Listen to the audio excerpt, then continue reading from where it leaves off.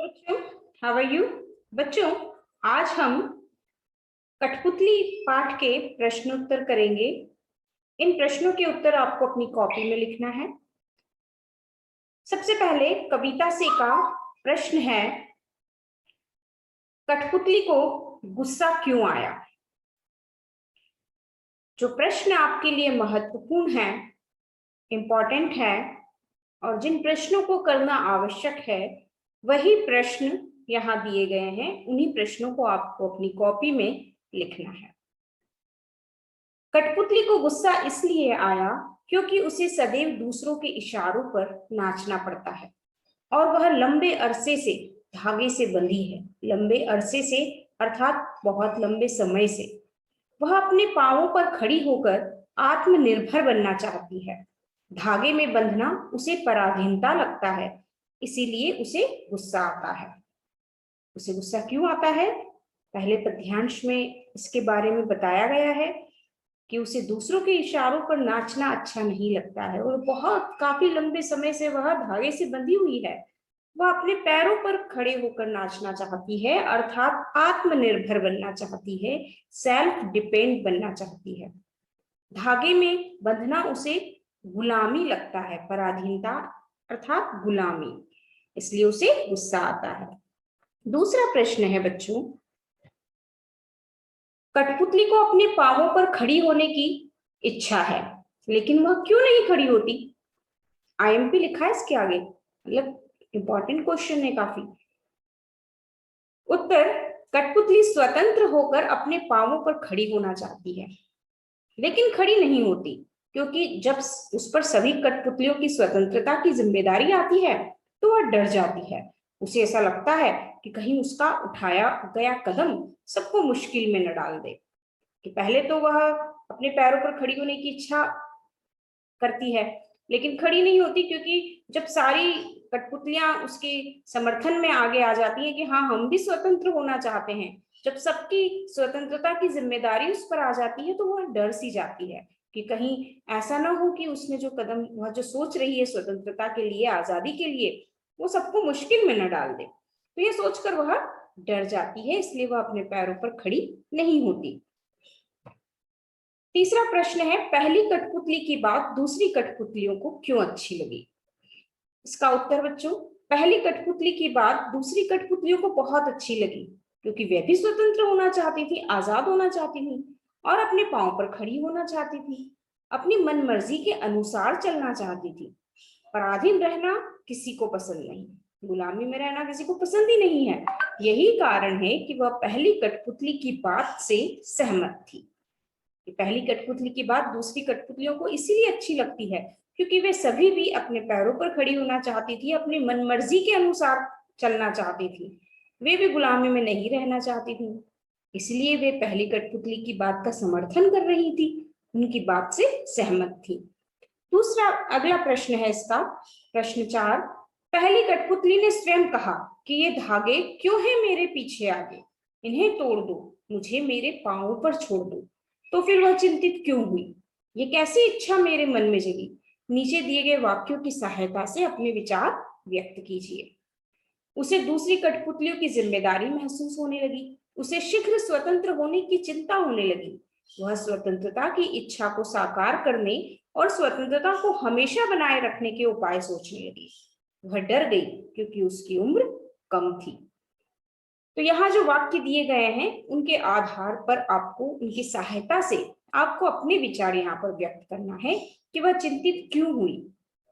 क्या उसे दूसरी कठपुतलियों की जिम्मेदारी महसूस होने लगी, या उसे जल्दी से आजाद होने की चिंता होने लगी, या फिर वह अपनी इस इच्छा को पूरा करने, साकार यानी उसे पूरा करने के लिए और इस आजादी को हमेशा बनाए रखने के लिए उपाय सोचने लगी, और या फिर वह डर गई क्योंकि उसकी उम्र बहुत कम थी।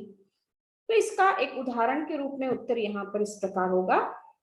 आप चाहे अपनी वाक्यों में, अपने विचारों में भी आप इसे लिख सकते हैं। पहली कठपुतली गुलामी का जीवन जीते जीते दुखी हो गई थी। धागों में बंधी कठपुतलियां दूसरों के इशारों पर नाचना ही अपना जीवन मानती है, लेकिन एक बार एक कठपुतली ने विद्रोह कर दिया। विद्रोह यानी उसने उस विरोध का स्वर जाग उठा, है ना। वह नहीं मानने को तैयार नहीं कि मैं अब आजाद होना चाहती हूँ, है ना। तो उसने विद्रोह कर दिया। उसके मन में शीघ्र ही स्वतंत्र होने की लालसा जागृत हुई। लालसा यानी इच्छा। अतः उसने आजादी के लिए अपनी इच्छा जताई। लेकिन सारी कठपुतलियां उसके हाँ में हाँ मिलाने लगी और उनके नेतृत्व में विद्रोह के लिए तैयार होने लगी।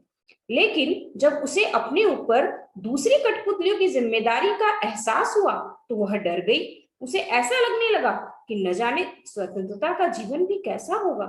यही कारण था कि पहली कठपुतली चिंतित होकर अपने फैसले के विषय में सोचने लगी। तीसरे पद्यांश में वो सोचने लगती है कि क्या मैं जो सोच रही हूँ क्या वो सही है, मैं जो निर्णय लेना चाहती हूँ क्या वो सही है। तो यह सब सोचकर वह चिंतित हो जाती है और उसके द्वारा लिए गए निर्णय के बारे में, फैसले के बारे में वह सोचने लगती है। प्रश्न 2, नीचे दो स्वतंत्रता आंदोलनों के वर्ष दिए गए हैं। इन दोनों आंदोलनों के दो स्वतंत्रता सेनानियों के नाम लिखिए। बच्चों, इस कठपुतली कविता में कठपुतलियों ने स्वतंत्र होने की इच्छा मन में दर्शाई है। उनके मन में स्वतंत्र होने की इच्छा को कवि ने यहाँ दर्शाया है। बच्चों, आजादी हमारे लिए बहुत महत्वपूर्ण है। हमारे नेताओं ने, स्वतंत्रता सेनानियों ने बहुत कुर्बानियां देकर, बलिदान देकर हमारी इस आजादी को प्राप्त किया है। तो स्वतंत्रता आंदोलन के इन वर्षों में किन किन स्वतंत्रता सेनानियों ने बहुत कार्य किए, देश को आजाद कराने के लिए उन्होंने बहुत कार्य किए, उनके नाम आपको यहाँ पर लिखना है, जिन्होंने अपना अमूल्य योगदान दिया हमें आजाद कराने में।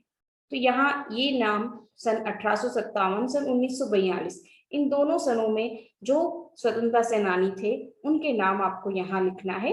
ये आप स्वयं लिखेंगे, ठीक है। ये प्रश्न आप स्वयं कर सकते हैं। इसके बाद प्रश्न अनुमान और कल्पना का। स्वतंत्र होने की लड़ाई कठपुतलियां कैसे लड़ी होगी और स्वतंत्र होने के बाद स्वावलंबी होने के लिए क्या क्या प्रयत्न किए होंगे। यदि उन्हें फिर से धागे में बांधकर नचाने के प्रयास हुए होंगे तब उन्होंने अपनी रक्षा किस तरह के उपायों से की होगी। इस प्रश्न का उत्तर भी आप स्वयं करेंगे कि उन्होंने, कठपुतलियों ने कैसे उस लड़ाई को लड़ा होगा और यदि वे स्वतंत्र हो गई तो स्वावलंबी यानी आत्मनिर्भर बनने के लिए उन्होंने क्या क्या प्रयत्न किए होंगे, और यदि उन्हें फिर से धागे में बांधकर नचाने के प्रयास हुए होंगे तब उन्होंने अपनी रक्षा किस तरह के उपायों से की होगी। ये सारी बातें आपको स्वयं लिखनी है, अनुमान लगाना है, कल्पना करना है। अब कल्पना तो आप ही करेंगे ना, कल्पना आप ही कर सकते हैं, इमेजिनेशन तो कि ऐसा अगर हुआ होगा तो कैसे क्या क्या हो रहा होगा, है ना। ये सब आप ही को सोचकर लिखना है, तो इसका आंसर आप स्वयं लिखेंगे। इसके बाद अतिरिक्त प्रश्न है, एक्स्ट्रा क्वेश्चन। कठपुतली को धागे में क्यों बांधा जाता है। कठपुतली को धागे में इसलिए बांधा जाता है ताकि उसे अपनी उंगलियों के इशारों पर नचाया जा सके। कठपुतलियां किसका प्रतीक है। कठपुतलियां आम आदमी का प्रतीक है, ताकि वे अपनी मर्जी का जीवन जी सके। एक आम आदमी का प्रतीक उन्हें माना गया है कि हमें भी अपनी, हर इंसान को, हर मनुष्य को अपनी आजादी बहुत पसंद होती है और उसके लिए आजादी का बहुत महत्व है ना। यदि हम आजाद नहीं होंगे तो हम अपनी मर्जी का जीवन भी नहीं जी सकते। इसलिए यहाँ पर कठपुतलियों को आम आदमी का प्रतीक माना गया है। आपके विचार से किस कठपुतली ने विद्रोह किया। कौन सी कठपुतली थी जिसने विद्रोह किया। हमारे विचार से स्वतंत्रता के लिए सबसे छोटी कठपुतली ने विरोध किया होगा, क्योंकि नई पीढ़ी ही सदैव बदलाव के लिए प्रयास करती है। इसी भावना से प्रेरित होकर उसने अपने बंधनों को तोड़कर स्वावलंबी बनने का प्रयास किया होगा। तो सबसे जो छोटी कठपुतली थी उसी ने विरोध किया होगा, क्योंकि जो नई पीढ़ी होती है, न्यू जनरेशन, नई पीढ़ी का मतलब न्यू जनरेशन जो होती है वो हमेशा कुछ न कुछ चेंजेस करने के लिए कोशिश करती है कि कुछ बदलाव होना चाहिए समाज में, है ना, देश में कुछ न कुछ परिवर्तन होना चाहिए। तो ये विरोध कहाँ से आता है, हमेशा न्यू जनरेशन से आता है, नई पीढ़ी से। तो वह अवश्य छोटी उम्र की रही होगी, सबसे छोटी कठपुतली होगी, और न्यू जनरेशन, नई पीढ़ी होने की वजह से वह सदैव बदलाव के लिए प्रयास करती है नई पीढ़ी। तो इसी भावना से प्रेरित होकर उसने अपने बंधनों को तोड़कर सेल्फ डिपेंड, स्वावलंबी बनने का प्रयास किया होगा। इस कविता के माध्यम से कवि क्या कहना चाहता है? इस कविता के माध्यम से कवि ने आजादी के महत्व को बतलाने का प्रयास किया है। इसमें कवि ने बताने का प्रयास किया है कि आजादी के साथ आने वाली जिम्मेदारियों का एहसास हमें होना चाहिए। स्वतंत्र होना सभी को अच्छा लगता है, लेकिन स्वतंत्रता का सही उपयोग कम ही लोग कर पाते हैं। इतना ही नहीं, आजाद होने पर व्यक्ति को आत्मनिर्भर होना पड़ता है। आजादी पाने के बाद हमें अपनी आवश्यकताओं की पूर्ति के लिए दूसरों पर आश्रित नहीं रहा जा सकता। अतः आजादी के बाद आत्मनिर्भर होना आवश्यक है। इसके अतिरिक्त अपनी आजादी को बनाए रखने के लिए कोशिश करते रहना पड़ता है। तो इस माध्यम से कवि कविता के माध्यम से हमें यही कहना चाहते हैं कि आजादी का हमारे लिए बहुत महत्व है और आजादी के साथ साथ हमें अपनी जिम्मेदारियों का एहसास भी होना चाहिए, स्वावलंबी भी, सेल्फ डिपेंड भी हमें बनना चाहिए, आत्मनिर्भर भी हमें होना चाहिए। कुछ और वस्तुनिष्ठ प्रश्न है बच्चों इसी कविता से संबंधित। कठपुतली कविता के रचयिता का नाम बताइए। भवानी प्रसाद मिश्र। कठपुतली को किस बात का दुख था? कठपुतली को दूसरों के इशारे पर नाचने का दुख था। कठपुतली के मन में कौन सी इच्छा जागी? आजाद होने की। कठपुतलियों को किनसे परेशानी थी? धागों से परेशानी थी। कठपुतली ने अपनी इच्छा प्रकट की। कैसे प्रकट की उसने अपनी इच्छा? क्रोधपूर्वक, गुस्से से प्रकट की। कठपुतली गुस्से में क्यों उबल पड़ी? क्योंकि वह पराधीनता से परेशान थी।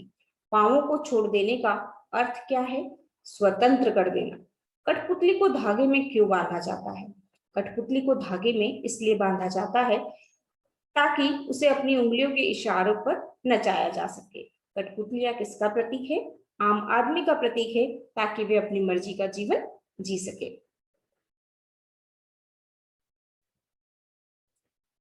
कठपुतली कविता के माध्यम से कवि क्या संदेश देना चाहता है? ये उसी तरह का प्रश्न है कि कवि हमसे क्या कहना चाहता है। तो यहाँ थोड़ा शॉर्ट में है इसका उत्तर।